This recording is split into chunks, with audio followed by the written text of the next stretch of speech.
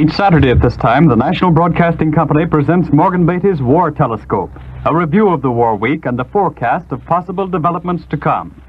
Morgan Beatty is NBC's veteran war reporter in the British capital, and so for his regular Saturday report, we take you now to London. This is Morgan Beatty looking at the 197th week of war through the War Telescope.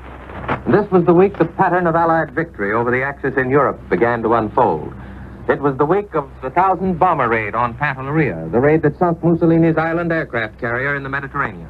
The swift conquest of Pantelleria, therefore, is a milestone in warfare. This was also the week of the heaviest heavy bomber raid of the war on industrial Germany. Last night, the RAF hit Dusseldorf and Münster in the rich Ruhr Valley again. And this week, General Ira C. Aker of the American Air Force in Britain revealed that our own precision daylight bombing fleet here has been doubled since March and will be doubled again by October. And this week, the Prime Minister, Winston Churchill, revealed that the Anglo-American High Command made a decision a year ago to give air warfare a chance to prove whether it could deliver a knockout blow. Now the punch is being delivered in the Mediterranean and against the Ruhr Valley and against the German defenses along the North Sea coast. What are the chances of success? Can air power alone, or air power as a leading weapon, really win for us? If there were anything like a sure answer to that question, the High Command could sit back and wait for the end, calm and secure in the inevitability of that end. And you and I could sort of coast up to the finish line and let the airplane take the shortcut route to victory.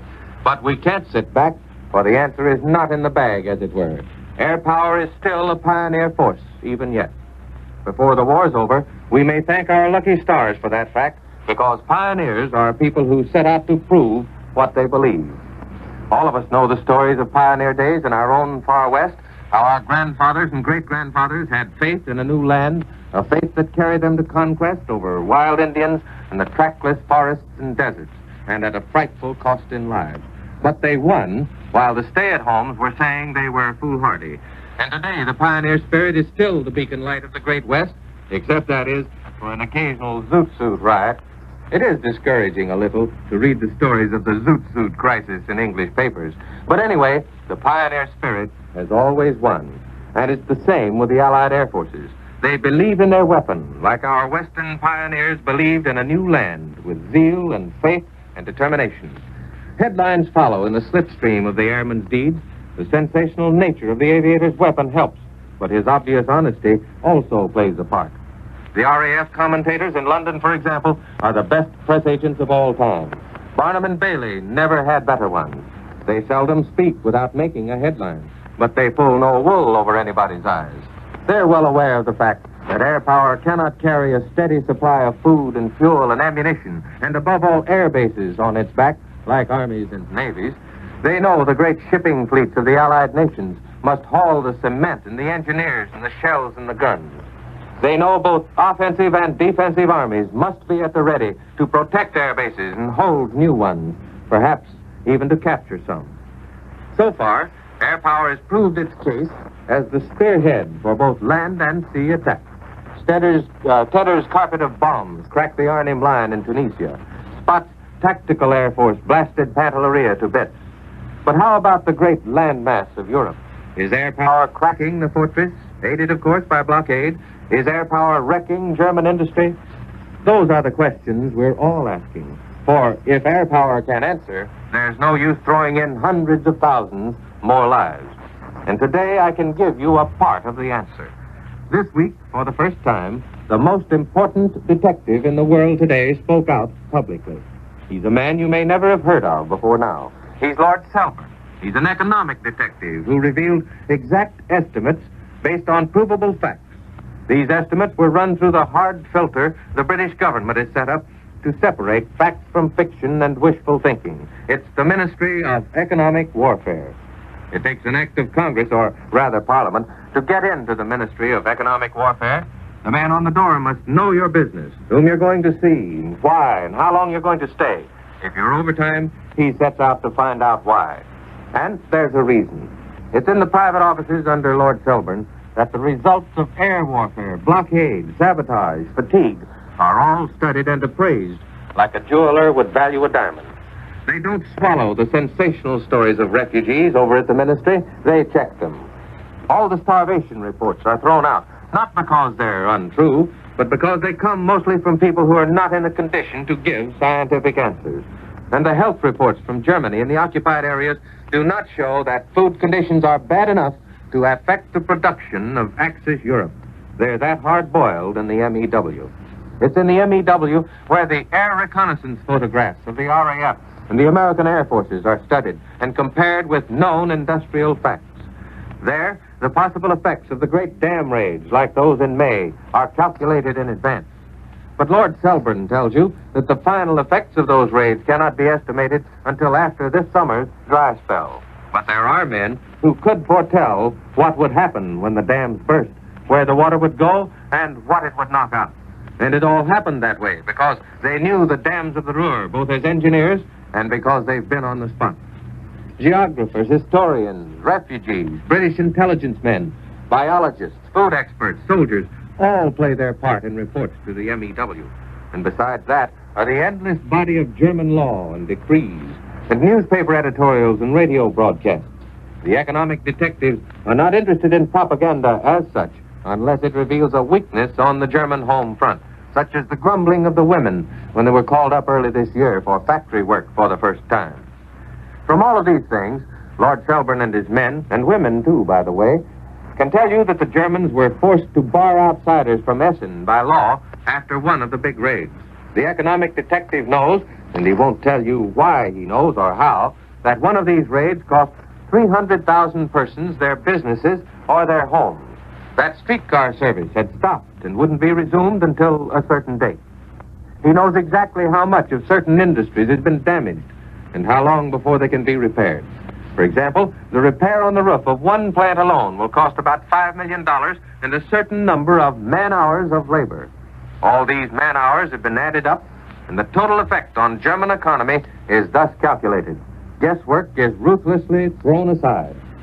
The economic detective knows that the Germans did not organize their air raid protection service properly in advance, and they've had to resort to tricks to get industrial workers into homes and keep out others who do not contribute directly to the war effort. Part of the proof, a tiny part, is the story of the little old German lady of Cologne who was bombed out. She went to the rescue center, and she was assigned to a 3-room flat along with a family of 5. She was also given a permit to buy furniture and pots and pans and a mattress and a cupboard. But permit or no permit, there were none of these things to be had anywhere. So she went back to the rescue center, and there she discovered she could be helped no further since she'd been marked down as an air raid victim who had been suitably housed. All of this, of course, contributes to fatigue, and that factor, too, is figured into the economic detective's calculations. Decrees, new laws, the output of furniture in a town in Hungary, all published facts that can hardly be withheld from publication by the German government, can be used to check the stories of refugees. The fact is finally distilled out that Germany was not prepared to handle air raid victims in the Ruhr and to get people back to work quickly. Germany cannot, as did Britain, disperse her industry because the air raids continue and for other reasons. Sometimes the economic detectives get amazingly puzzling clues. The other day, in the German paper Der Angriff, a dispatch from Magdeburg reported a meeting of Nazi Party speakers. They planned a drive for factory rallies, 3,000 rallies between June the 1st and September the 4th. Why are these rallies necessary between those dates? Are they going to cut vacations this year? How will the workers take it if they do? And how many man-hours of labor will be affected? If the economic detective doesn't know the answers, he'll get them. But what is the net result of all this detective work in the last 4 years? As we've said, Lord Selborne spoke out publicly this week for the first time. He felt safe enough to add up his figures and facts and tell the world the total of air raid, blockade, deterioration of machinery and railways, dilution of labor, that is, the use of slave labor and unskilled workers, and a dozen or more war-wearing factors on Germany. Overall, says Lord Selborne, industrial production in Germany has shown a decline of 15 to 20% as compared with 1942. In the Ruhr, the decline is about 35%, and in the rest of Germany, 10%. We in the Ministry of Economic Warfare, says Lord Selburne, attribute half of this decline to air raids. He says the RAF concentrates on the Ruhr because that area produces well over two-thirds of the basic war-making materials of Germany. And, adds Lord Selburne, if you take the whole of Axis-controlled territory, the Ruhr contains about one-third of the industrial capacity of all of Europe in basic products like hard coal, coke, pig iron, steel ingots, and castings, and special steels, the sinews of war. And has Germany moved her industry out of the Ruhr to escape the effect of air raids? There is, Lord Selburne answered, no target like the Ruhr in the whole world. The heavy industries of that area, which are the basic industries in war, cannot, in our belief, be transferred elsewhere at this stage. You can't pick up a coal mine and transport it. You can't pick up a whole population of a city and transport it without building houses. He says the Germans tried moving some heavy industries that have been bombed out a short distance away from the Ruhr. Such industries have fallen short of their production goals for lack of fuel. Can the industries of the Ruhr be silenced from the air with the help of blockade? Here is Lord Selburne's answer. The Germans will have to deal with daylight as well as night raids. Daylight raids are becoming an increasingly important factor. The Americans have shown us that a degree of precision is possible in daylight. I personally hope, says Lord Selburne, that these attacks on the Ruhr will be pressed home until the Germans realize that industrial production in the Ruhr is impossible. For as soon as they rebuild their industries, we shall knock them down again. It is, he said, a hard, tough nut to crack, and a very heavily defended one. But it will crack, and we shall keep on attacking it until it does, because we're convinced that, as the Germans themselves used to say in the early days of the war, the destiny of the Ruhr is the destiny of Germany. Now there we have the warp and woof of the outline of strategy laid down by Prime Minister Churchill in Washington last month and in London this week. The main point is not to sit back and expect air power to win for us, to accomplish the inevitable. The big job, and we cannot stress this too often, is to convince the Germans that the end is inevitable, and one way to do it is to crack the industrial back of the Ruhr. So far, the economic detective report that half the destruction of industry, half the lag in Germany, has been produced by air power, superimposed, of course, on blockade. That's half of 20%. But many experts would agree, however, that no more than half of Germany's industry would have to be destroyed to produce a convincing proof to German leadership that defeat is inevitable. That means the air weapon has really done 20% of the job its leaders had mapped out for it. And that's just what the airman wants to tackle, the rest of it. Air power has sunk Rommel, it's sunk Arnhem, and he's blasted Pantelleria, backed, of course, by the elaborate backbone of supply and blockade furnished by our armies and navies. Naturally, the airman is convinced he can sink the Ruhr. The pioneer is eager to do what's never been done before. Now he's got the word of the best economic detective service in the world, the British Ministry of Economic Warfare, that he's already done 10 to 20% of the job in a test run ending on June the 1st. Meanwhile, in the background stand Churchill and Roosevelt in the high command. Obviously, they hope the airmen can come through, but they also stand ready to throw the weight of the armies and the navies into the fray, to set going those other measures Churchill talks about but does not reveal. But we do have the unfolding of the pattern of Allied warfare on the western fronts this week.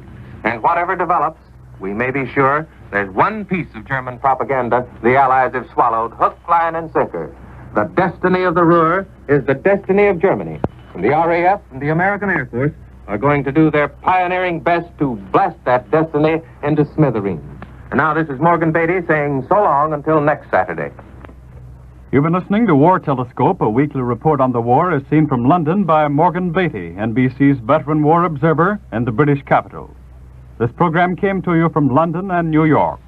This is the National Broadcasting Company.